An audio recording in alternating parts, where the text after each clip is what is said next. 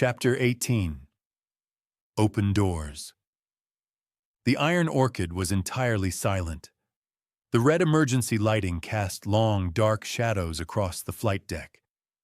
Finn dropped into the pilot's chair, his chest heaving as the adrenaline of the infiltration finally began to crash. Beside him, Amara let out a long, ragged exhale, pulling her tinted pilot goggles down around her neck. They had done it. They had breached a corporate black site, stolen a highly classified piece of biotech, and pulled 2 kids out of the fire without triggering a single alarm. "Raffi!" Finn called over his shoulder, his voice rough.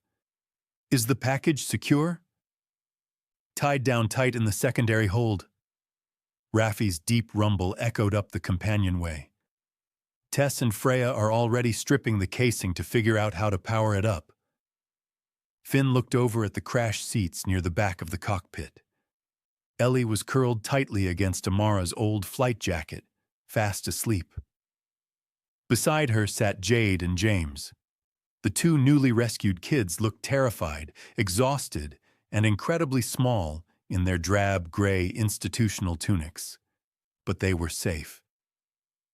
Doc was quietly wrapping a thermal blanket around Jade's trembling shoulders, his medical scanner beeping softly as he checked her vitals.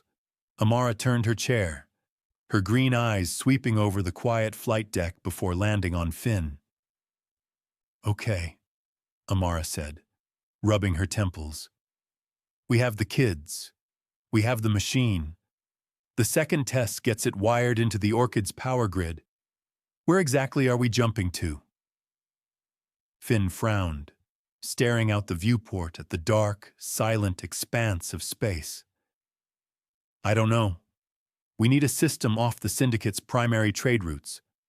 Somewhere quiet, where Athelgard doesn't have a massive corporate presence." Amara let out a dry, frustrated laugh. "Finn, that describes almost nowhere. If there's an atmosphere you can breathe, a corporation owns the deed to the dirt." From the back of the cockpit, a small, quiet voice broke the tension. "I know a place." Finn and Amara both turned. James was sitting up slightly, pulling the thermal blanket tighter around his shoulders. He looked nervous under their gaze, but there was a flicker of stubborn resolve in his dark eyes. "I didn't grow up on Draven," James explained softly.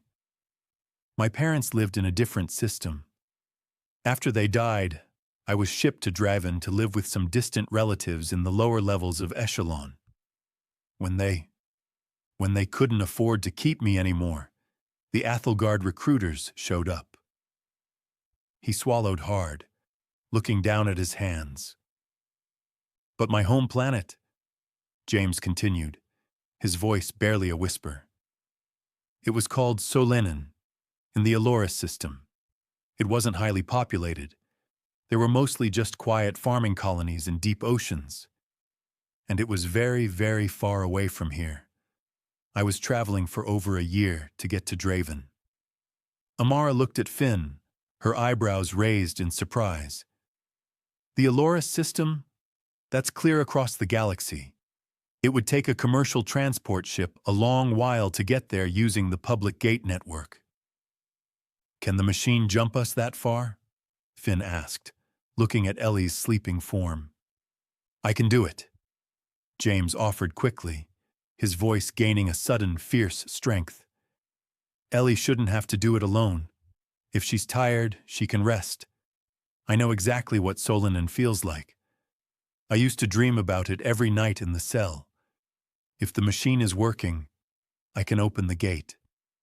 Finn stared at the young boy, profoundly humbled by his bravery. He had just been pulled from a waking nightmare, and his first instinct was to step up and protect his friend. "All right, James," Finn said gently, offering the boy a warm, reassuring smile. "Solenin it is. You just tell us when you're ready." Amara turned back to the primary console, flipping a series of switches to bring the Orchid's sublight engines out of their deep sleep mode. Let's hope our engineers are fast. If Athelgard realizes what we took, they'll scramble every corporate cruiser in the sector to lock down the space around Umbrix. Down in the secondary cargo bay, surrounded by cables and tools, Tess and Freya were already hard at work. The amplifier sat in the center of the deck. Up close, it looked even more sinister.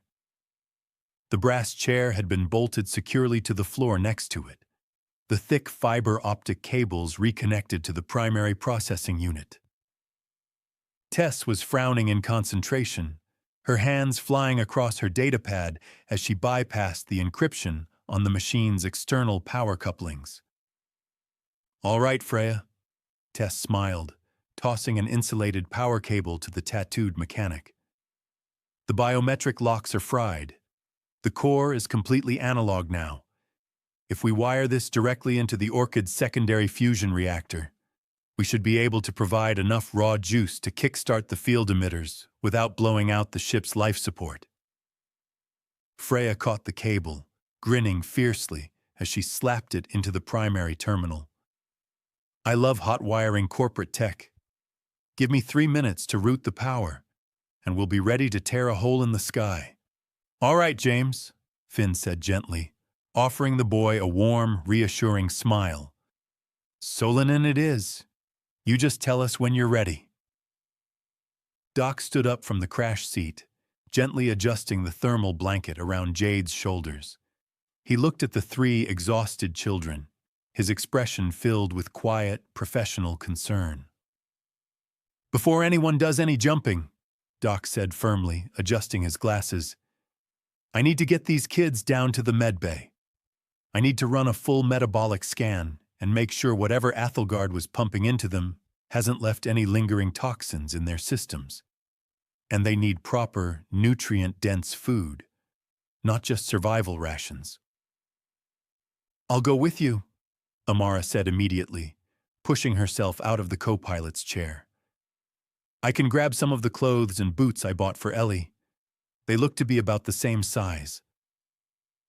She walked over to the sleeping Ellie, gently scooping the small girl up into her arms.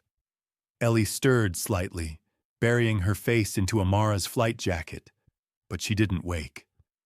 Amara looked over at Finn, her green eyes serious. "Keep the comms open. Let me know the second Tess and Freya have that machine wired in."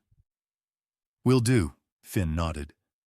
Amara and Doc guided James and Jade off the flight deck, their footsteps echoing softly as they descended the companionway toward the lower levels.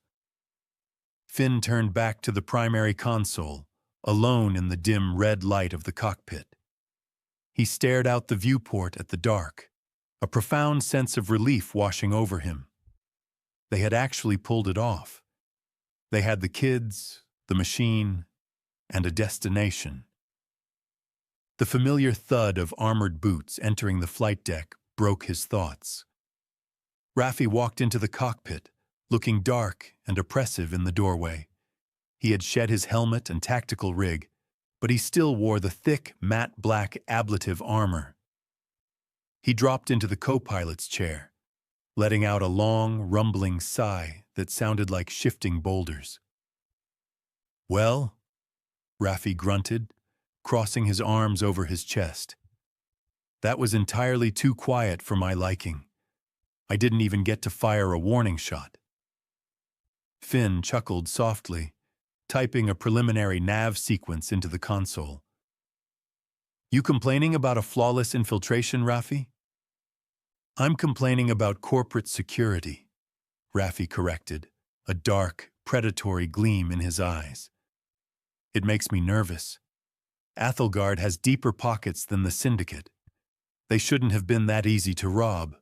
They relied entirely on the secrecy of the location and the thickness of their blast doors." "They got arrogant," Finn agreed, his expression sobering. "They thought nobody knew the facility existed, and they never imagined a threat could materialize directly inside a locked cell." Raffi rubbed his jaw thoughtfully. If they realize what we took and how we took it, they aren't going to stop at hunter-killer drones, Finn. They'll send armadas. They can't let the galaxy know that their multi-trillion credit gate project was stolen by a free trader crew. Which is why we are jumping to Aloris, Finn said, staring out at the void. It's off the grid. It'll take them months to reach us that far out, and by the time they do, we'll be long gone. Before Raffi could respond, the ship's internal comms crackled to life. Finn. Tess's voice echoed through the cockpit, tight with excitement and a healthy dose of adrenaline. Freya has the power routed. The fusion shunt is holding steady. The amplifier is online and ready for a pilot. Finn hit the comm switch. Copy that, Tess. Amara, get James up to the secondary cargo bay as soon as he's ready. It's time to fly.